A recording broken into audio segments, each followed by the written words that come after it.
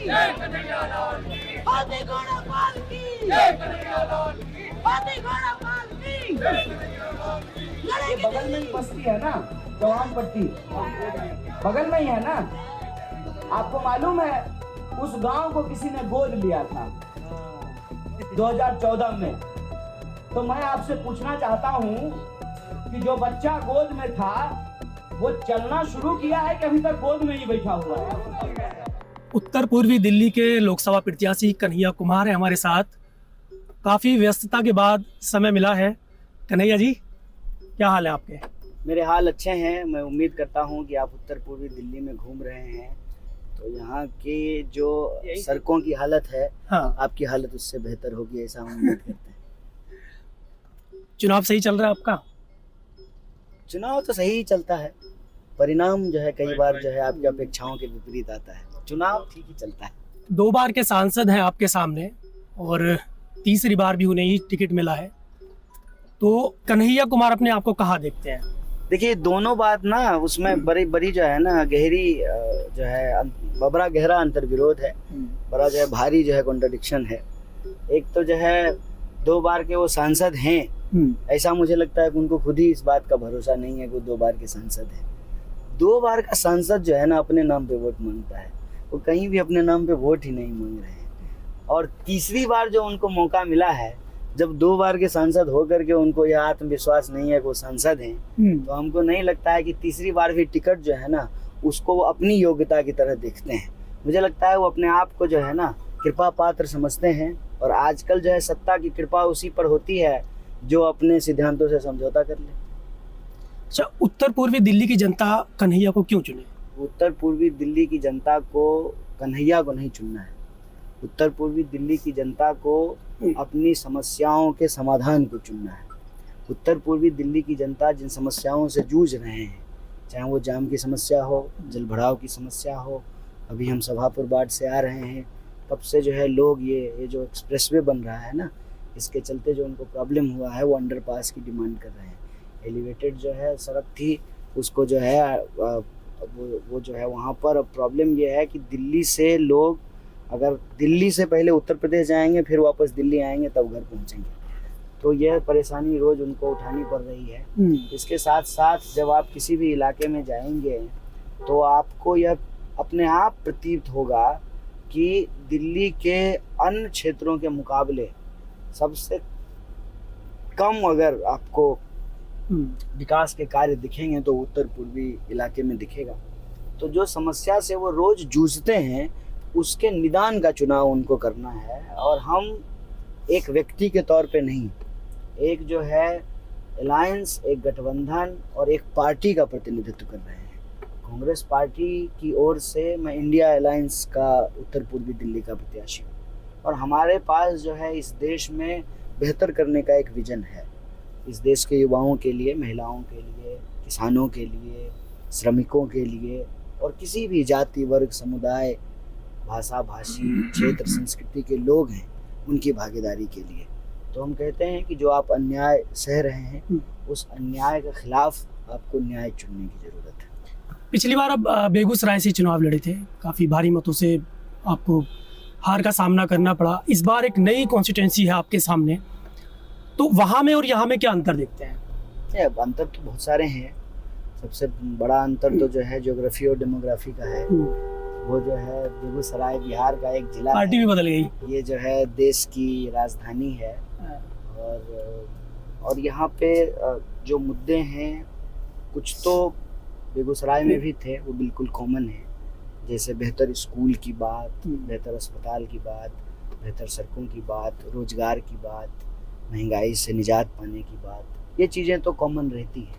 कुछ specific issues भी होते हैं, जैसा कि मैंने अभी आपको बताया कि जल भराव की समस्या, अंडरपास की मांग, हर्ष बिहार में जो है लोग जो है एक अम्बेडकर स्मारक की डिमांड कर रहे हैं, एक सुपर जो है स्पेशलिटी हॉस्पिटल की डिमांड कर रहे हैं। तो कुछ चीज़ें कॉमन भी होती हैं, कुछ अलग भी होता है। अच्छा, कन्हैया ये बताइए कि हालांकि मैं सवाल नहीं करना चाहता था, क्योंकि मैं देखता हूँ हर मीडिया कर्मी यही सवाल आपसे करता है, जेएनयू वाला, लेकिन आप आपसे सवाल मैं इसलिए कर रहा हूँ क्योंकि आपकी मैं जनसभाएं कवर कर रहा हूँ, तो जहाँ भी जितनी भी जनसभाएं आप कर रहे हैं वहाँ आप खुद उसका जिक्र कर रहे हैं, उस वीडियो का, उस इंसिडेंट का जो 2016 में हुआ। तो क्या वो चीज़ें जो 2016 में हुई वो अभी तक परेशान कर रही हैं? नहीं, मुझे बिल्कुल भी परेशान नहीं कर रही है, वो एक्चुअली बीजेपी को परेशान कर रही है। क्योंकि बीजेपी के पास हमारे खिलाफ बोलने के लिए कुछ भी नहीं है, और हम बस लोगों को जिक्र इसलिए करते हैं कि वो मुझे गाली देते हैं, उनको गाली देने दीजिए, उससे जो है आपका भला नहीं होगा। वो विपक्ष की तरह सवाल कर रहे हैं, आप तो उनसे जो है सांसद के तौर पे सवाल पूछिए कि हमारा तो जो होना था वो हो गया, ठीक है, हमारा जो होना है वो हो जाएगा, लेकिन उनको जो करना था उन्होंने क्यों नहीं किया। इसलिए हम जो है वो बात लोगों के सामने रखते हैं कि ये आपका ध्यान भटकाने के लिए इस्तेमाल कर रहे हैं। भाजपा के लोग करते हैं और कोई नहीं करता है, और भाजपा के भी सारे लोग नहीं करते हैं। जिनके पास कोई विचार नहीं है, कोई मुद्दा नहीं है, कोई काम नहीं है गिनाने को, उन्होंने एक आसान तरकीब सीख ली है कि आप जो है विपक्ष को कटघरे में खड़ा करो। जैसे मोदी जी क्या करते हैं, हर चीज को नेहरू जी पे डाल देते हैं। तो ये एक परिपाटी बन गई है कि 10 साल से आप सरकार चला रहे हैं, तो आप बताइए ना कि 10 साल में आपने क्या काम किया। आप अपने घोषणा पत्र की बात नहीं कर रहे हैं, कांग्रेस पार्टी के घोषणा पत्र में भाषण दे रहे हैं। एक तरफ कह रहे हैं कि कांग्रेस पार्टी खत्म हो गई, दूसरी तरफ जो है आपका पूरा भाषण, उसका जो है 99% हिस्सा जो है वो कांग्रेस के बारे में होता है। तो आपकी नजर में जो पार्टी खत्म ही हो गई, उस पार्टी पे जो आप 99% एनर्जी अपना खर्च कर रहे हैं। तो मैं बस वो तर्क से लोगों के सामने रखता हूँ कि मेरे ऊपर तो ये आरोप लगाते हैं और 10 साल से लगा रहे हैं। बिल्कुल, अगर इनके पास सबूत है तो मुझे जेल में क्यों नहीं रख रहे हैं। प्रधानमंत्री जी ने जिक्र किया उसका कि प्रधानमंत्री जी जो ही रात को मेरा टिकट अनाउंस हुआ, सुबह अहले सुबह अपने पहले भाषण में ही उन्होंने इसका जिक्र किया। फिर उनकी पूरी की पूरी पार्टी जो करती है कि प्रधानमंत्री कुछ मुंह से निकाल दें तो लोग पीछे करने लगते हैं। जैसे पिछली बार जो है हर कोई अपने नाम के साथ लगा रहा था मैं भी चौकीदार, अब इस बार जो है लोग लगाना मोदी का परिवार, ठीक है। तो लेकिन मैंने देखा कि जो है अदानी जी ने नहीं लगाया अपने नाम के साथ मोदी का परिवार, बहुत सारे लोगों ने नहीं लगाया अपने नाम के साथ मोदी का परिवार। तो मेरा कहने का ये मतलब है कि ये एक डाइवर्जनरी टैक्टिस है, और जैसा अंग्रेज करते थे ना डिवाइड एंड रूल, तो उसी तरह से ये लोग ना डाइवर्ट एंड रूल करते हैं, इशूज डाइवर्ट कर दो। अब जो हालत है इस क्षेत्र की आप देखिए ना, इस पर ना उनको सवाल का जवाब देना चाहिए। सही बात। मैं तो अभी चुनाव लड़ने के लिए आया हूँ, अभी मुझे पार्टी ने यहाँ का प्रत्याशी बनाया है, ठीक है। मेरा जो है 10 साल 8 साल पुराना किस्सा आप बोल रहे हैं, जिसमें आप खुद कटघरे में खड़ा होते हैं।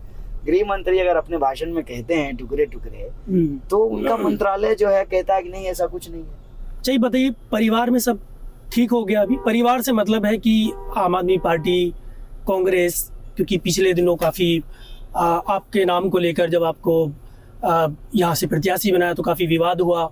कुछ लोगों ने बिल्कुल खुल के आपका विरोध किया, और फिर बाद में 3-4 इस्तीफे भी हुए, जिसमें कांग्रेस के प्रदेश अध्यक्ष लवली जी ने भी इस्तीफा दिया। क्या अभी सब कुछ ठीक है? लोगों का समर्थन मिल रहा है?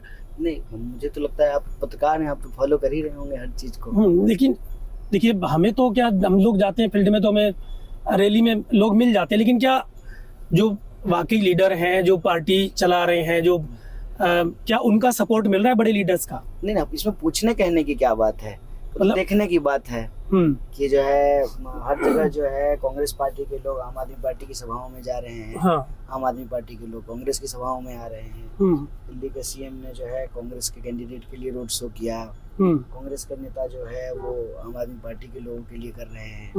तो देख ही रहे। रही बात कांग्रेस पार्टी में छोड़ के जाने की लवली जी की, लवली जी कौन सा पहली बार छोड़ के गए हैं, उसको हमसे क्यों जोड़ा जा रहा है, मुझे ये समझ में नहीं आ रहा है।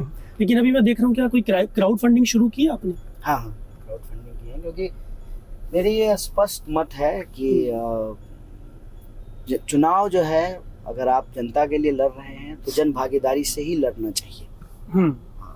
कोई पर्सनल प्रेफरेंस और पर्सनल चॉइस का चीज़ नहीं होता है पॉलिटिक्स एक कलेक्टिव रिस्पॉन्सिबिलिटी है, वो कलेक्टिव पार्टिसिपेशन से ही चलना चाहिए, उससे उसकी अकाउंटेबिलिटी रहती है।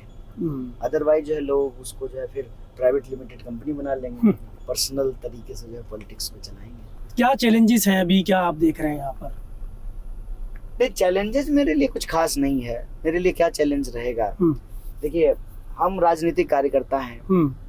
पिछली बार जो है दूसरे किसी और पार्टी में थे, सीपीआई में जो है उन्होंने कैंडिडेट बनाया बेगूसराय से, वहाँ से चुनाव लड़े। उसके बाद जो है हमने वो पार्टी छोड़ दी, मैंने कांग्रेस पार्टी ज्वाइन कर लिया।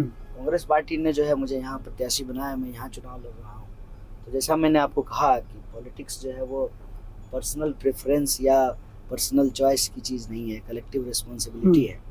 कलेक्टिव रिस्पॉन्सिबिलिटी जब आप कलेक्टिव तरीके से निभाते हैं तो कोई चैलेंज क्या रहेगा? एक जो है कर्तव्य है उसका आप निर्वहन करते हैं। तो मुझे नहीं लगता कि इसमें कोई चुनौती है। अव्वल मुझे लगता है कि चुनौती तो उनको होगी ना जो ऑलरेडी सांसद हैं। मुझे क्या चुनौती होगी? मैं तो जो है जो जनता के मुद्दे जो मैं अपनी आंखों से देख रहा हूँ, जो लोग आकर के मुझे बता रहे हैं, जो न्याय पत्र उत्तर पूर्वी दिल्ली के लिए जो हम न्याय पत्र बना रहे हैं, उसके लिए जो हमने व्हाट्सएप नंबर जारी किए, जो क्षेत्र भर के लोगों ने सजेशंस भेजे, तो उन्हीं चीज़ों को हम जनता के बीच रख रहे हैं। तो मेरे लिए एक चुनौती नहीं है, और मैं इसको जो है राजनीति को चुनौती की तरह देखता भी नहीं। चुनौती कुछ और है। चुनौती है कि जो आज़ादी हमको हमारे पुरखों ने बलिदानों से दी है, जो इतना शानदार संविधान बना करके दिया है, जो लोकतांत्रिक व्यवस्था दी है, उसको हम कैसे बेहतर बनाएं, ये चुनौती है। इसको लेकर के चिंता जरूर होती है। चुनाव को लेकर के कोई चुनौती मुझे कभी नहीं लगती है। चुनाव एक स्वाभाविक प्रक्रिया है राजनीति की। चुनौती ये है कि ये प्रक्रिया चलती रहेगी कि बंद हो जाएगी, ये चुनौती है। जब आपको टिकट हुआ तो बहुत सारे लोग हैरान हो गए कि मतलब अचानक से कन्हैया को यहाँ से क्यों टिकट दे दिया गया? उनको लड़ना था तो बिहार से लड़ते। तो क्या मतलब ये टिकट वाला जो प्रोसेस था, क्या जो राहुल गांधी की यात्रा थी उसमें आप रहे उनके साथ में, उसकी वजह की कथा कहानी, उसकी वजह से आपको इस संपर्क में आए तब वो टिकट तय हुआ? तो आप अपने दिमाग में लोगों का ना सिनेमा चलता है, उसका स्क्रिप्ट लिखते रहते हैं। क्लियर कर दीजिए। मैं ना टिकट मांगता हूँ, ना टिकट के लिए राजनीति करता हूँ। मेरी समझदारी में राजनीति जो है ना टिकट से शुरू और टिकट के खत्म नहीं होता है। मैं राजनीति में टिकटार्थी वाली कैटेगरी से दूर हूँ कि सारा प्रयास जो है ना आपका इसलिए होता है कि आपको बस एक टिकट मिल जाए। मैं जो है ना जब पढ़ता था कॉलेज में और स्कूल में, रेलवे टिकट की चिंता होती थी, एमपी एमएलए के टिकट की चिंता मुझे कभी नहीं हुई। सदन पहुंचेंगे तो क्या प्रायोरिटी रहेगी कि मैं वहां जाऊंगा तो सबसे पहले इन मुद्दों को उठाऊंगा? देखिए, एक तो मेरा संसद पहुंचने का मतलब ये है कि बीजेपी का जो मंसूबा है हम संविधान बदलेंगे, सबसे बड़ी बात तो यह है कि वो मंसूबा फेल हो जाएगा। मेरा चुनाव जीतने का मतलब है कि उनको जो ये अति आत्मविश्वास हो गया है कि वो 400 सीट जीत ही रहे हैं, तो उसको जो है वो अति आत्मविश्वास जो है ना वो उनकी जमीन पे आ जाएगी। तो मेरी प्राथमिक जिम्मेवारी ये होगी कि यहाँ के लोगों की जो समस्या है, जो लोगों ने मुझे बताया है, उसको जो है हम सरकार से जो है लड़ करके संघर्ष करके जो है उन मुद्दों को हम हल कराएं। यही हमारी प्राथमिकता होगी, और हर किसी को जो है ना इसी तरह से जो है अपनी प्राथमिकता तय करनी चाहिए, ऐसा मुझे लगता है। सबकी जिम्मेवारी जो है ना वो किसी की जिम्मेवारी नहीं होती है, इसीलिए तो ये चुनाव एमपी का चुनाव होता है। वरना अगर इस मॉडल पे होता अमेरिका की तरह तो सीधे प्रधानमंत्री चुनते हम लोग। एमपी चुनते ही इसलिए है कि उस क्षेत्र की जनता, जैसे इस क्षेत्र में 24 लाख वोटर हैं, मेरी पहली प्रायोरिटी है उस 24 लाख लोगों को रिप्रेजेंट करना और उनकी समस्याओं को उठाना और उसको हल करना। क्या मनोज तिवारी और आप जब चुनाव प्रचार के लिए निकलते कभी आमना सामना हुआ है मनोज तिवारी से? नहीं, मेरा तो आमना सामना नहीं हुआ है। अव्वल मुझे कल कोई एक पत्रकार बता रहा था कि उन्होंने कहा कि हम कन्हैया को नहीं जानते हैं। अच्छा।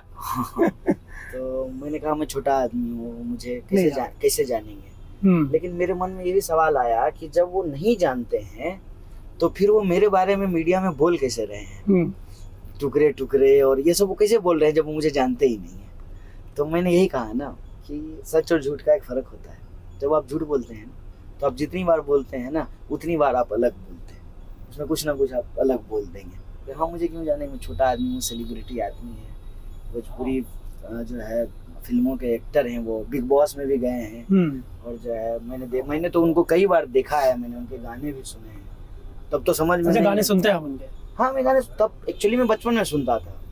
हाँ। भोजपुरी मेरा डायलेक्ट नहीं है, हाँ, लेकिन गाने में सुना हूँ, तब समझ में भी नहीं आता था कि कह क्या रहे हैं, कब देबू, कैसे देबू, समझ में नहीं आता था।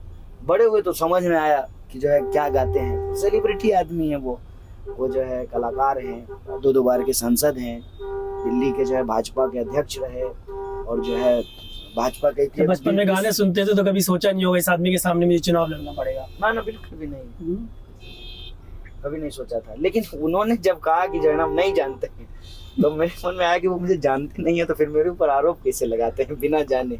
कितनी सीटें आ रही है इंडिया गठबंधन भाई ये मुझे नहीं पता है, की? मैं सरकार बना रहे हैं? ये भी मुझे नहीं पता है। देखिए ये बात का जवाब मैं कभी नहीं देता हूँ, क्योंकि मुझे लगता है कि मैं ज्योतिषी नहीं हूँ, मैं पॉलिटिशियन हूँ, मैं पॉलिटिकल वर्कर हूँ। मेरा काम है लोगों के बीच में जाकर के अपनी बात रखना। लोग उस बात को भरोसा करेंगे, उस बात को मानेंगे, उस बात को मान करके हमको वोट करेंगे नहीं करेंगे, ये लोगों का अधिकार है। ये उनके हक, ये जो दायरा है ये उनका है, इसको हम नहीं तय कर सकते। क्योंकि अगर हम ऐसा कहेंगे तो हम में और उनमें क्या फर्क है जो कह रहे हैं अब की बार 400 पार। आपको कैसे मालूम है कि आपको 400 आ रहा है? तो हमको तो नहीं मालूम है कि कितना आ रहा है। हाँ, आप अंदाजा इस बात का जरूर लगाते हैं कि मूड क्या है जनता का। मुझे लगता है एक अंडर करेंट जो है इस बार, एक एंथुजियाज्म तो नहीं है, लेकिन अंडर करेंट जो है ना एक परिवर्तन का मूड तो है। तभी जो है बीजेपी जो है ना वो असहज है और बहुत अनर्गल बयानबाजी कर रहे हैं। मतलब भैंस ले लेगी कांग्रेस, बताइए ना, भैंस आज की है ना कांग्रेस आज की है। मतलब कांग्रेस जो है 70 साल इस देश में रूल कर ली, तो भैंस भी उससे पहले से है, तो किसकी भैंस ले ली? तो इस तरह का अनर्गल बात जो आप करने लगते हैं, इसका मतलब आप डिरेल हो रहे हैं अपने कैंपेन ट्रैक से। तो कहीं ना कहीं आपके रिपोर्ट्स के हिसाब से कि आप कंफर्टेबल पोजीशन में नहीं हैं। This election season, your right to choose puts you at the heart of it again. We'd like to be your eyes and ears. Choose the journalism and media that serves democracy and you. Simply head on to newslaundry.com/subscription and pick up the TNMNL joint subscription of your choice today.